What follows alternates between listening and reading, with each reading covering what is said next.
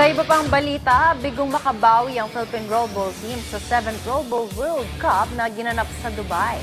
Matapos ang masakit na talo sa kanilang unang laban nitong Lunes, muling umaray ang Pilipinas matapos maitala ang 8-0 pagkatalo kontra Argentina. Nakatakdang sumunod na makaharap ng bansa ang Vietnam sa Group D, subalit hindi ito sumipot sa torneo. Dahil sa sunod-sunod na pagkatalo, maaga ring nagwakas ang kampanya ng koponan sa World Cup at uuwing walang medalya.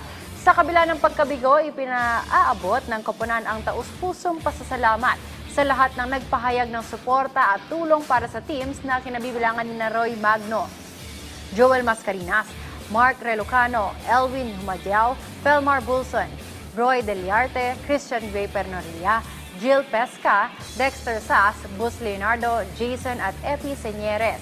Ayon kay Philippine Rollball Association President Tony Ortega, magsisilbi umanong inspirasyon at learning experience ang natamong pagkatalo para sa mga susunod pa nilang international na kompetisyon.